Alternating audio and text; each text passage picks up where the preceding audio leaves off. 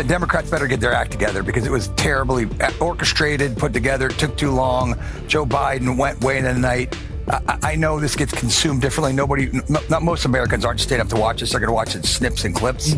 Let's talk about the DNC today. And if you've not been watching it because it's just too difficult to watch, don't worry, you're not alone, because it seems like the folks over at CNN feel the exact same way. That is right. Today we have a compilation of CNN anchors and panelists being actually quite critical of the DNC and pointing out the same exact thing that I've been saying all week, which is it's not that their convention is a total train wreck or a total disaster. Rather, the issue is with the messaging, right? The DNC is doing a very good job at appealing to the liberal base, right? Donald Trump is evil and Kamala Harris is breaking glass ceilings or something like that. But my question all week has been, where is the message? Where really is the appeal to independent voters? You know, that's usually what you want to do at your convention, and they've not been doing it, but I always thought, okay, maybe I'm biased about that. Maybe I'm just the only one seeing it because I'm very anti-Kamala Harris. But not only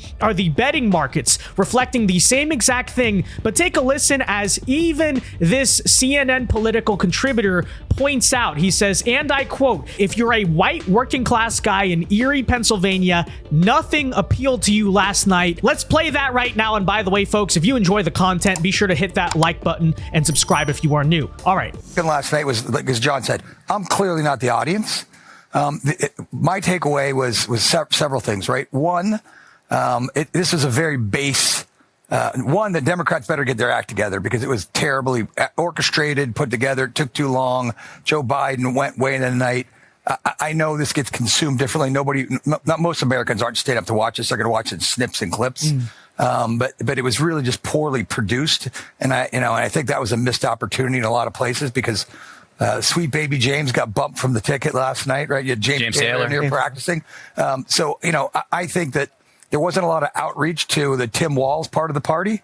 You know, if you're a white working class guy in Erie County, Pennsylvania, nothing spoke to you last night. They weren't going after those voters, the Tim Walz voters last night. It was geared towards, specific, very heavy on abortion, right? Lots of women of color and women. So you're right. My demographic was not the target last night. And so I thought that was kind of interesting. And look, Daniel Dale wasn't around last night. So, I think in terms of fact checking, just a couple quick fact checks here to provide Daniel Dale. He's got his notebook. The convention didn't run long, as the convention planner said, because of applause. Okay, this is factually not correct. It didn't run long because of applause. It ran long because of poor planning. And they were trying to screw over Joe Biden, by the way. But yes, again, that means I'm not the only one who is seeing this, and you probably are not either. Many people are hearing the message from the Democrats and saying, yes, abortion, you did a good job. You hit that home. The women that are very passionate, they're going to go vote. Hey, newsflash, they're Democrat voters already. All this other stuff. Oh, Donald Trump bad. The people with Trump derangement syndrome, who again are Democrats already. Sure, you've really gotten their votes this week, but where is the appeal to the independent voters? I remember in stark contrast, back to 2020, the DNC was clearly making a very strong appeal to the center. Now, it was always disingenuous, obviously, but think about that Zoom convention and how often they tried to paint Joe Biden as this moderate, right? He's going to unify the country. Remember that thing, unity? We're going to unify the country. They were saying Joe Biden really is such a nice, reasonable family man. And in contrast, they're not doing that at all for Kamala Harris. They're not even trying to win those voters. And that, in my opinion, may be a little bit arrogant, because as much as these Democrat consultants think they can just hammer home the base and win the election, hey, that election in the Midwest is going to run through white working class voters. You've done nothing this week to make that case to the people. I'd even argue in the Sun Belt, just denying that the immigration issue doesn't exist. How is that going to play in that region of the country? I don't know, but let's keep listening. Project 2025 is not the blueprint for the Trump campaign. When the state senator stood up there and said that, I'm like, are you kidding me?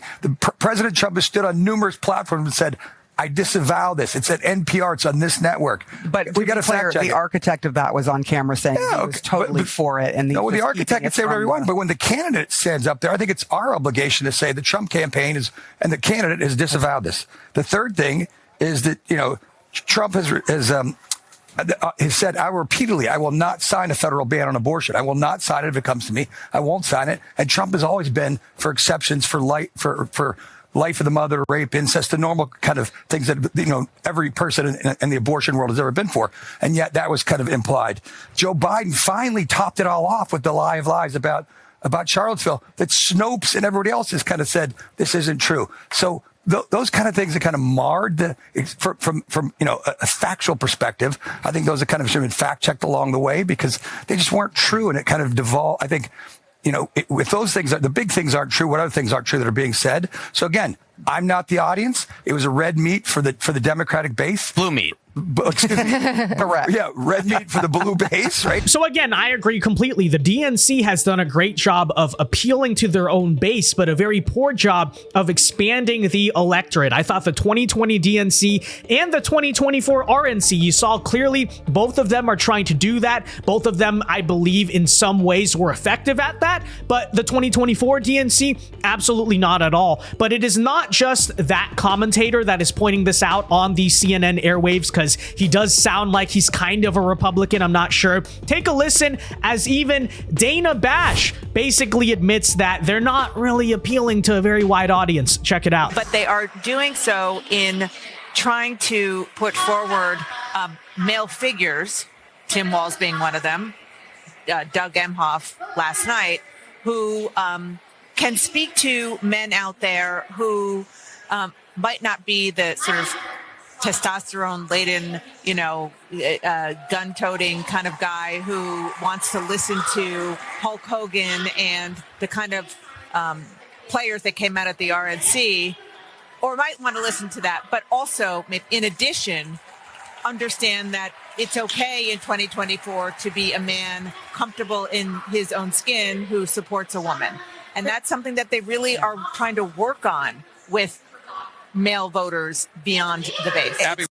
So the admission here is that the DNC is meant to appeal to low testosterone men. That's what she just said, right? She's even mentioned the testosterone. So, obviously a great message there. Take a listen now as even the CNN fact checker admits that the DNC was lying about Project 2025. Listen to this claim from Congresswoman Lisa Blunt Rochester of Delaware about Project 2025 and former President Trump. He has, with his friends, said the quiet parts out loud, but not only said them out loud, he wrote a book about it. What's it called? Project 2025.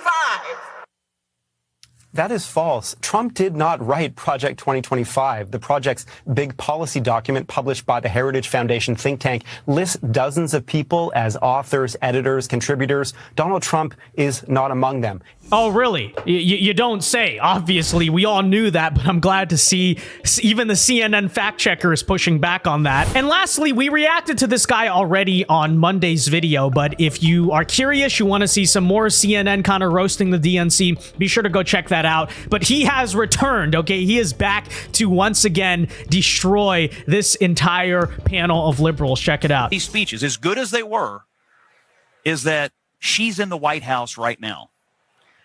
Democrats have controlled the White House for 12 of the last 16 years. And for all of the talk about division and the problems in the country and people are hurting, Democrats have mostly controlled this country. Trump had it for 4.